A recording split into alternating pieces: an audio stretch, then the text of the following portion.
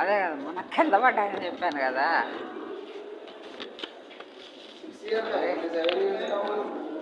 చేయి నొప్పి వస్తుంది. మా మనవడు కొట్టి వెనక్కి మెల్లిప్పి నా మీద పడ్డాడు. చేయి నొప్పి వస్తుంది. అందుకని ఆ చెయ్యి అట్లాగే నిలకపోతే భయం వేసి మమత హాస్పిటల్కి వచ్చా. చూడండి హాస్పిటల్ అది రాదు.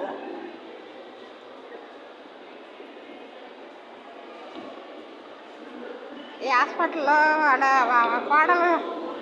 కోడలు కొట్టి చేతులు ఎరగదీసింది అన్నా కదా, ఆమె కూడా వచ్చింది. ఆమెను కూడా తీసుకొచ్చా. ఇద్దరం కలిసి చూపించుకుందాం. నేను చూపించుకుంటానికి వెళ్తాను అంటే నేను కూడా వస్తానండి, నన్ను కూడా తీసుకెళ్తారా అవును. ఆమెను కూడా రెండు చేతులు ఎరగదీసి వెనక్కి తిప్పింది కోడలు. అప్పుడు ఆ చేతులు ఆమె కూడా భుజాల నొప్పులు వస్తున్నాయంట. తీసుకొచ్చాను నేను మమత హాస్పిటల్. ఏముంది వాళ్ళ పరిష్కారం చేయాలంటే 3 నిమిషాల్లో పరిష్కారం చేయొచ్చు ఇట్లాంటి అరాచకాలన్నీ. కానీ ఆ తర్వాత ప్రేమలు తగ్గిపోతాయి. చేతులు ఎరగదీయటం, కాళ్ళు ఎరగదీయటం ఏముంది, నలుగురు మనుషులు పెట్టుకొని 4 దండించవచ్చు మనం కూడా వ్యర్థంగా.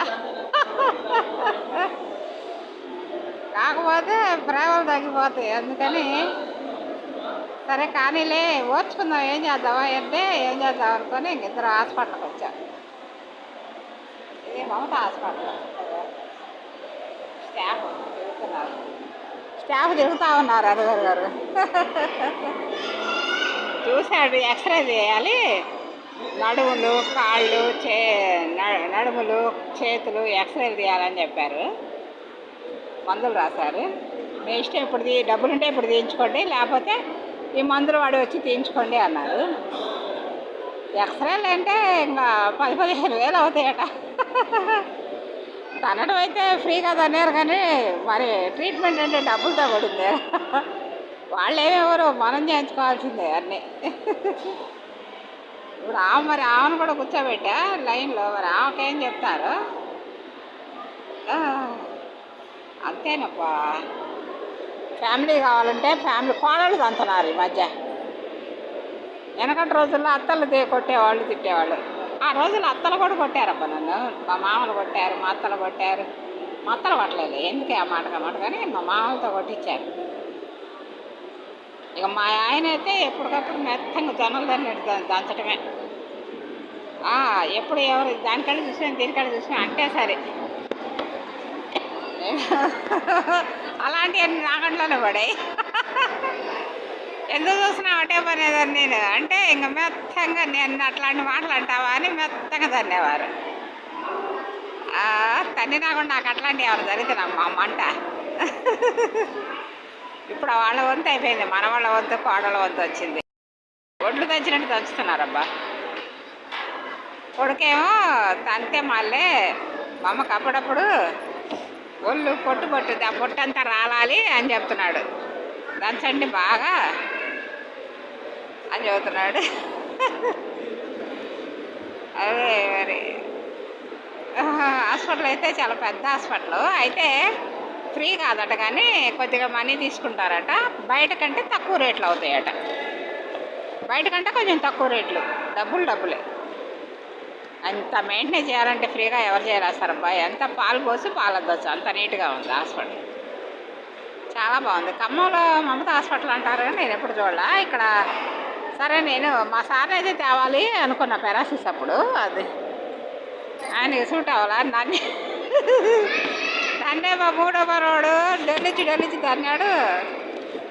సరేలే, ఇక వాళ్ళమ్మంటే సరే 3 రోజులకోసారి తంతటది. ఒకసారి చూపించుకోవాలి, అది లేకపోతే రెక్కల పని చేయకపోతే ఇంకేముందబ్బా. మా ఆయన గారి పరిస్థితి నాకు వస్తే ఇంక అసలు నాకు ముద్ద కూడా పెట్టరు, నేను ఆకలితో చచ్చిపోవాలి అది.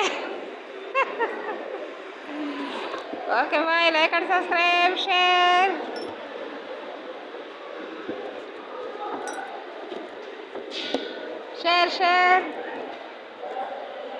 Like and subscribe. ఏంటి ఈ వీడియో ఆగదంటబ్బా. నేను బాయ్ చెప్పినా ఇది ఇంకా ఆడుతూనే ఉంది, ఆగనంటబ్బా. Bye bye bye. Like and subscribe, share.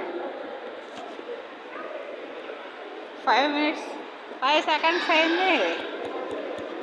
ఎందుకని ఇది పోవడం లేదబ్బా. నేనైతే కట్టేద్దాంలే, 8 నిమిషాలు ఎందుకు హాస్పిటల్లో వీడియో కూడా అని అనుకుంటున్నా. కానీ ఇది మాత్రం నేను పోను, 8 నిమిషాలు అవ్వాల్సిందే అని చెప్పేసి అట్లాగే ఉంటుంది. ఆహా, ఇంకా ఏంటి కబుర్లు. తన్నులు తిన్నప్పుడు మహాబాధకు చచ్చిపోవాలనిపిస్తుంది. తన్నులు తినేటప్పుడు మాత్రం చచ్చిపోవాలనిపిస్తుంది. తర్వాత ఏమనిపిస్తుంటే వాళ్ళ పాపాన వాళ్ళే పోతారులే, మనం వదిలిపెట్టిపోయాం.